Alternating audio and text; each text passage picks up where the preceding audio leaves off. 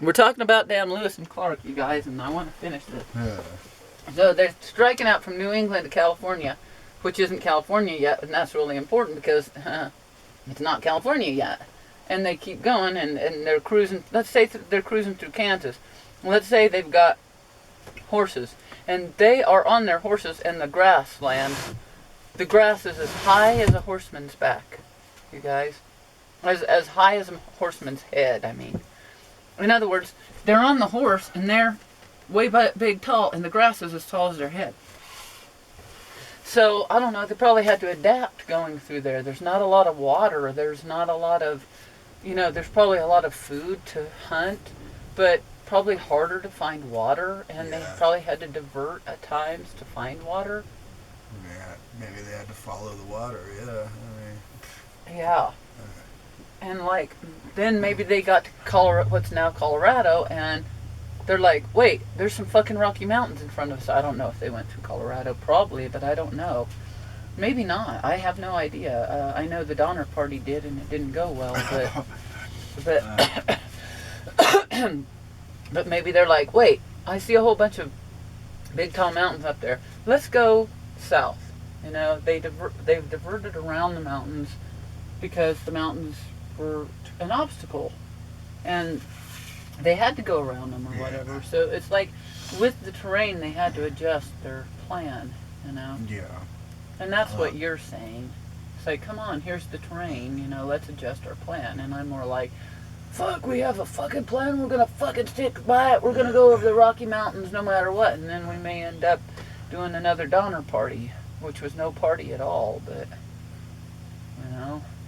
Well, this is an extreme example that you're using. Well, it's an extreme example, but still, it's the same thing, isn't it? I mean, well, I felt like that was kind of where I was coming from, is all. Yeah. And my attitude is like, if you don't have determination to get over the fucking Rocky Mountains, you're going to end up dying halfway. That's how I am. If I would have been in the Donner Party, I think we might have all survived, Because I would have said, get up off your fucking asses and we're getting the fuck down out of here, people. We're not quitting. We're not going to fucking sit here and die of starvation. See, that's what I mean. But I might have made us go over the fucking mountains. That's the difference. Maybe somebody else would have said, oh, wait, those mountains, let's go around them.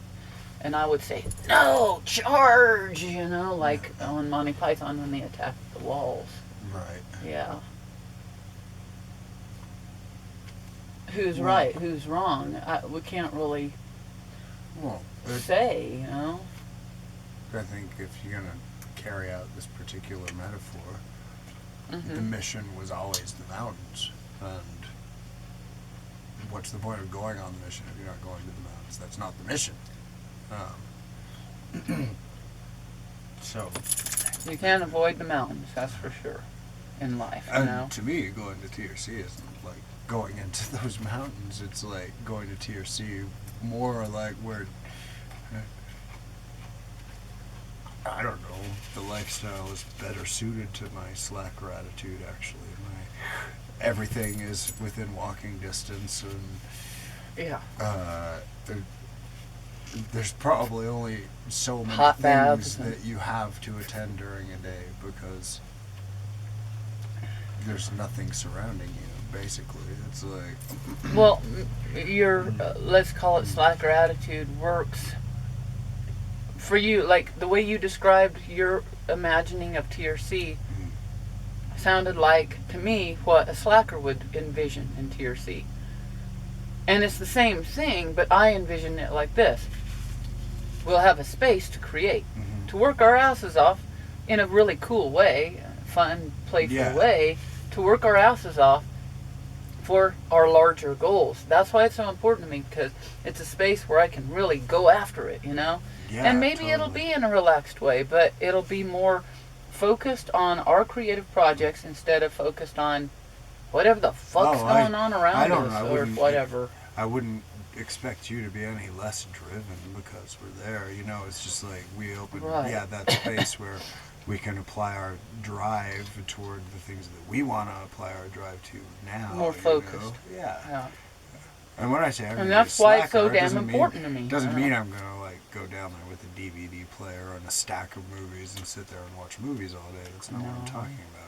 It's I what didn't I've think always that. wanted. It's just the so- way you described it is, for you, it's more laid back. For me, it's more like focused on my work. Yeah, for me, it's like a place where we can be more focused Both on are our work true. because the rest of the world isn't vying for like a steak and all of that. You know, it's like Yeah. that's what I want. I've Well, always I'll wanted miss my little people. My island. kids are here, you know? But maybe they can come visit us, you know? And I was like, how much more of a fucking retreat can you get? We live up in the mountains in the middle of Right. nowhere, but I need a retreat from my normal everyday life.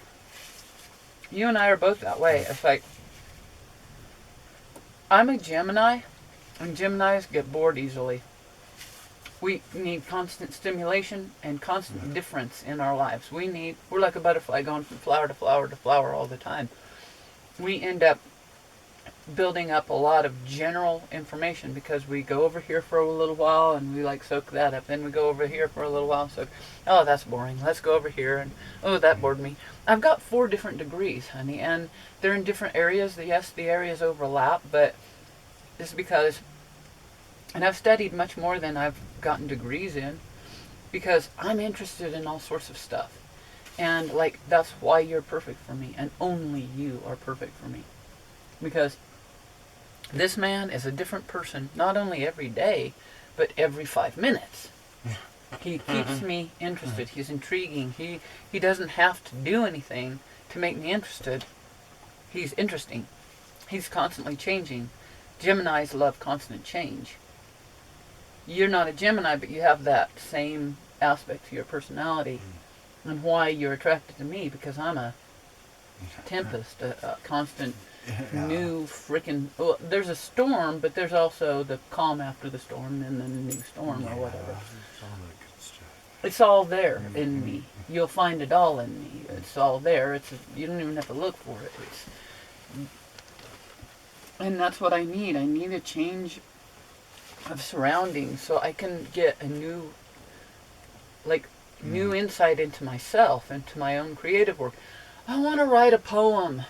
You cannot write a poem when you're running and running and running all the time. You know, it's like, who can do that?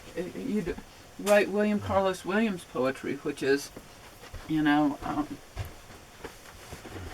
lines, and they were 5 great lines, but I want to write a poem that I can sit down and concentrate on. It's focus. I want some focus of my. I've been fighting all these battles for justice. I deserve a fucking retreat to go and fucking. I'll still be fighting those battles for justice. Sure. I don't stop, but they'll be secondary. They've been primary this time. They'll be secondary to what I'm doing. I'll be focusing on my creative work first and foremost. And if I'm here, I'm going to be in the middle of a battle for justice every fucking day. All right. That's why I want to go, but...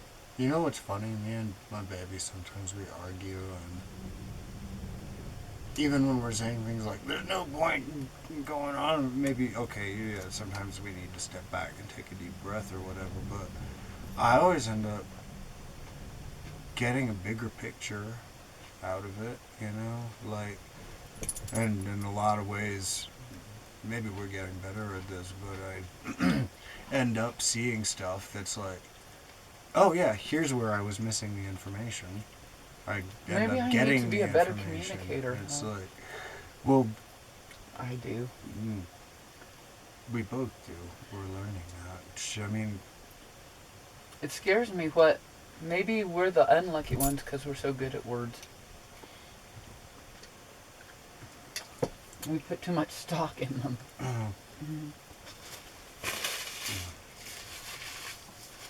words always They're so hint. limited. They sort of hint at what we're trying to get across. Words always hint, Sometimes I feel like words are practically perfectly telepathic. Like you're saying it, and it's like your mouth to my ear to my heart, and I got Right. you. You We know? are that way But a lot. It's in our not film. always like that. But I end up, even despite the limitations of words, through these words, actually seeing the picture. Even though the words don't represent the picture perfectly. It's like, okay, yeah, but now I see the picture. And the words can even be discarded at that point. Like, Right. it's, Well, I have a hard time discarding words. I get so attached to a word, I like hook it like a claw, and I can't let go of it. And that's why it's unfortunate to even use certain words with me, because it could potentially and probably even distort the message, because the word itself throws me off, you know? yeah.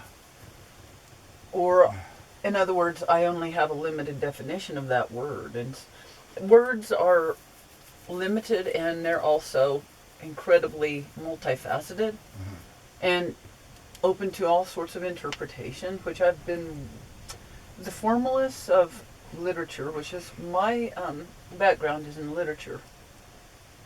The formalists, which is generally taught in school, formalism, you can imagine why. Think of words as more concrete. Like, the word is important. That word is important. And the word has a definition.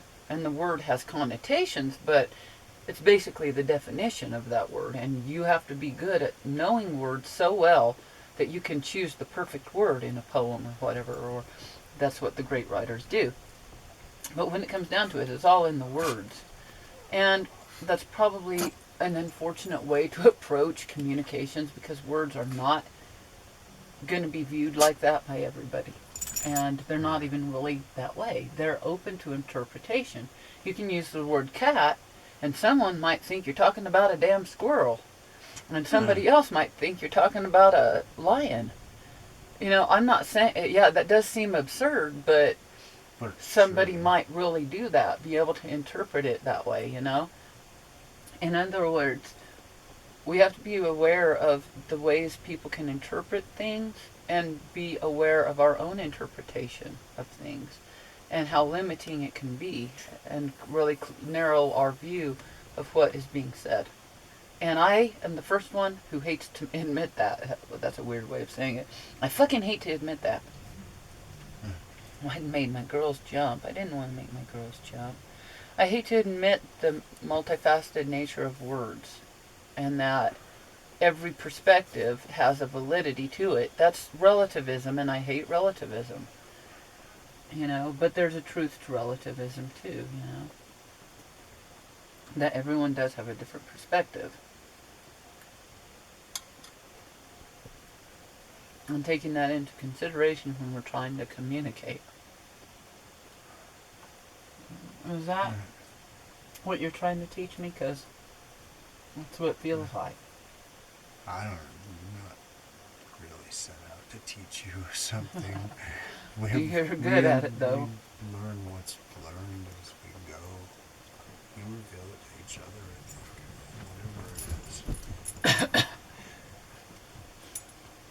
is. See, even his response there reveals his worldview. To me, I'm like, yeah, I'm trying to teach you something. Hope you learn it fast, too. I mean, I've got a plan. I've got an agenda, you know. Oh, and I guess I'm not all humility like that. Sure, there are things that I think I know that I think... Yeah, and I probably set out to teach you. Yeah. Maybe I tell myself along the way, oh, I'm not that arrogant. I'm not. But I am, of course. Is it arrogance to say that you're going to teach somebody something? I mean, what if you wanted to sew, or you needed to learn to sew, and I knew how to sew? Is it arrogant to say I'm teaching you how to sew, or is it just a fucking fact? I'm using the F word a lot today. That's what I recall a few days ago. You said, pretty soon I won't even swear anymore. And I was lamenting it.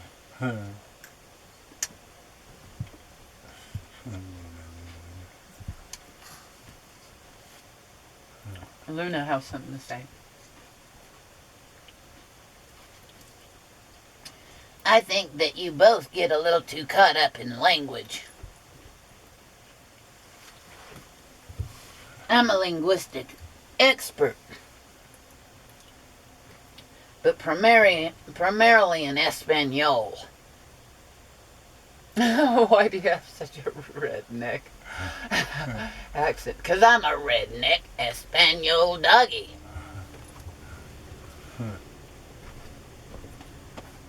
Okay.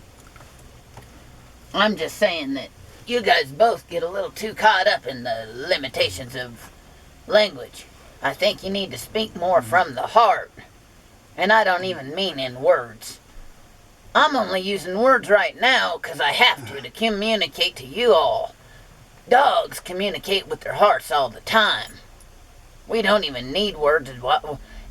Yeah, we'll bark, yeah, but that's not really limiting our communication. It's a new form of communication added to our hearts, man.